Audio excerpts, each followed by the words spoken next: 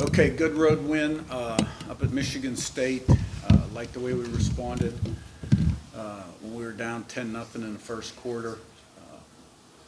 Guys kept their poise, kept playing, no frustration, and picked up a couple turnovers there defensively in the second quarter, which were key. Scored 47 straight points and really dominated the line of scrimmage up front on defense. 7 sacks, 15 tackles for loss. Made some big plays in the punt return game.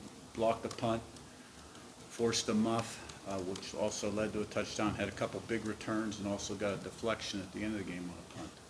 And offensively, made timely plays, 6 of 7 touchdowns in the red area, no sacks, and I thought Curtis really played well, and it was good to get a lot of guys involved. So all eyes on Michigan. Really tough opponent. Obviously won national championship last season. Wasn't much of a game between the two teams last year. And a lot of good players, really stout defense, really good special teams, run the ball well, good tight end, running backs, offensive line functions well, settled in on a quarterback, he can spin it, and receivers are more than capable. So we'll have to have a great week of preparation and play our best to have a shot. Ms. and Zach. Yeah, Kirk, I know you largely kind of ignore the outside chatter and noise about the team, but are you interested to see the college football playoff rankings coming out for the first time this week, how the committee perceives this team, because regardless of how the last 3 games go, win, lose, their view of what Indiana has done matters. Are you interested to see what their thoughts are on how you perform? Well, I mean, I'll see the rankings, but the only thing that really matters is that you get the result on, when you play. And to do that, you got to keep the main thing, and eliminate the noise and the clutter, and stay focused on what's going to help you play your best on Saturday to give you the best chance to get the result. And so, today we got to have a great meeting, great walkthrough, and stacked days, moments, hours, to put ourselves in a position to do that, and not get sidetracked, by all the other stuff. And every week presents its own new set of circumstances, and so there's a lot of that going on this week. I'm aware of it. But to get kind of caught up on that and lose your focus would be the kiss of death. Zach and Tom. How do you parse Michigan? Obviously, they've been able to run the ball effectively in some games. You talked about them settling on a quarterback. They've never really kind of found maybe the passing rhythm they had a year ago, but they've obviously they're good on both lines of scrimmage. Just how do you, I guess, just sort of, I don't know if you say explain, but how do you at least sort of evaluate a team that has had this sort of season offensively that they've had with the struggles there? Well, I mean, I look at them and I see a really good defense, really good special teams, and offensively, they haven't scored points. They're not in the 40s and 50s, but they can run the ball from 11, 12, and 13 personnel.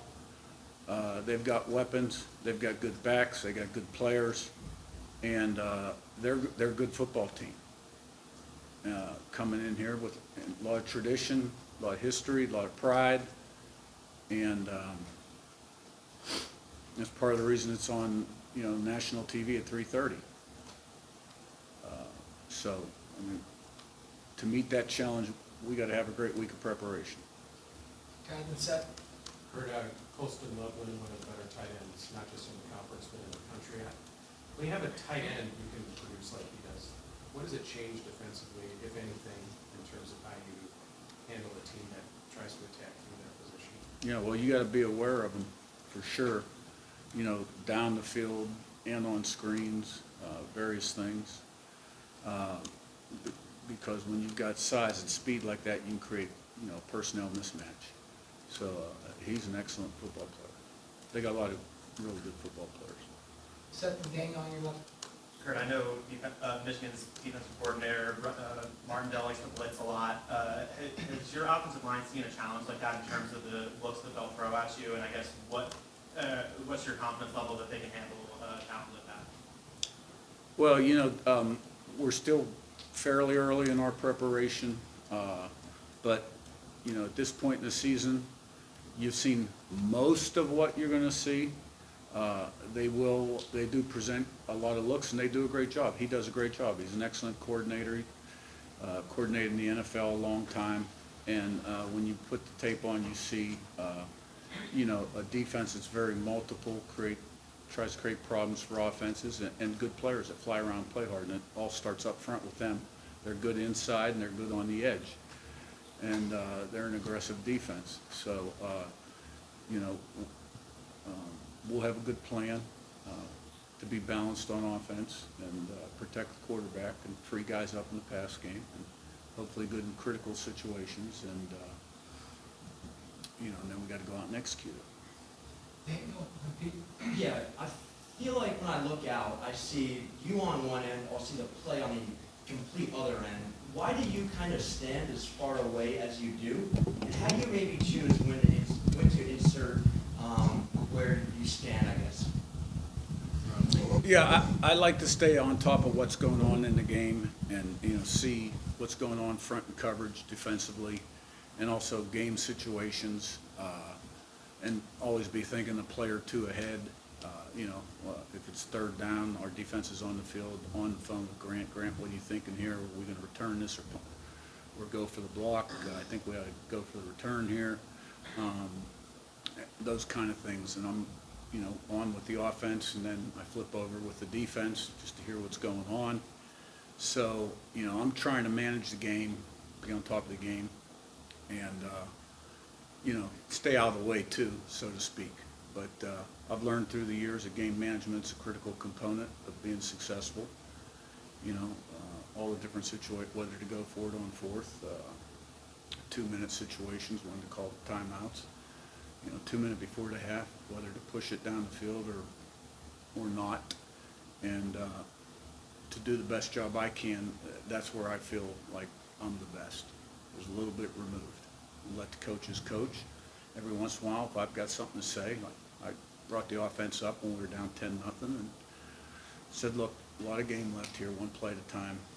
Okay, nobody has to do anything special," and that's the way I operate.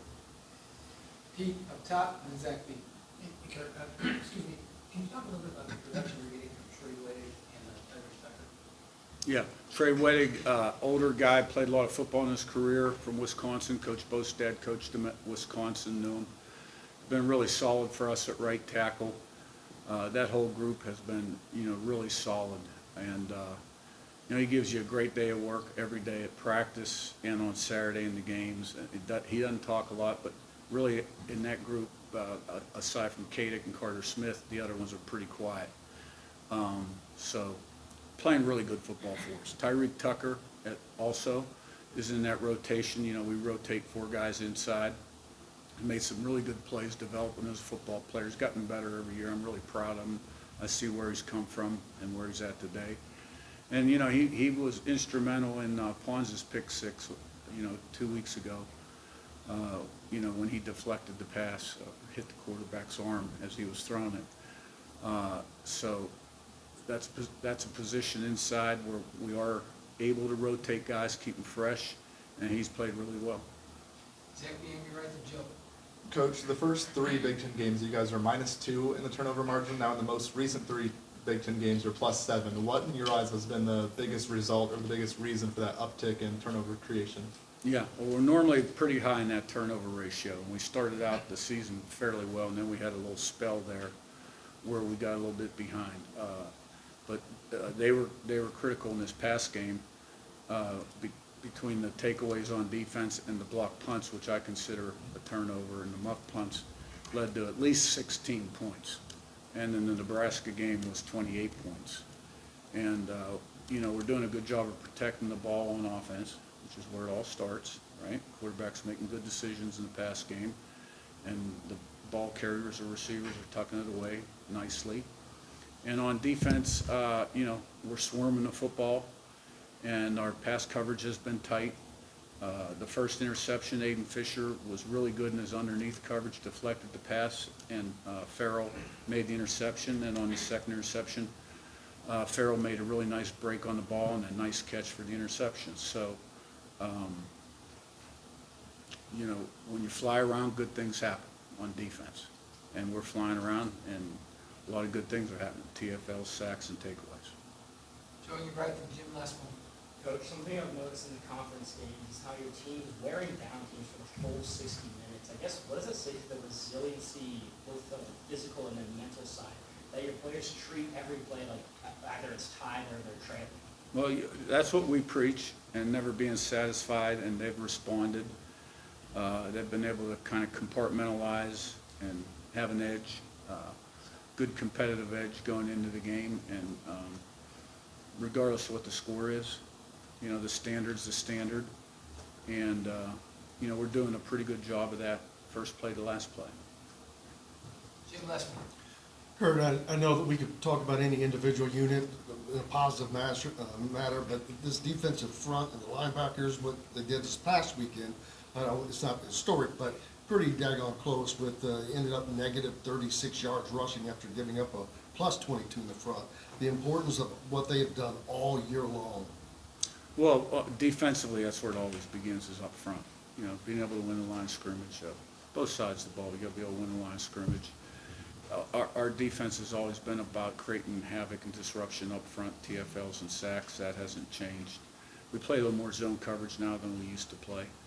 And, you know, the linebackers, we put a lot on those guys. And, you know, they're running hit guys and involved in the blitzes quite a bit as well. And we brought a lot of five-man pressure in this last game.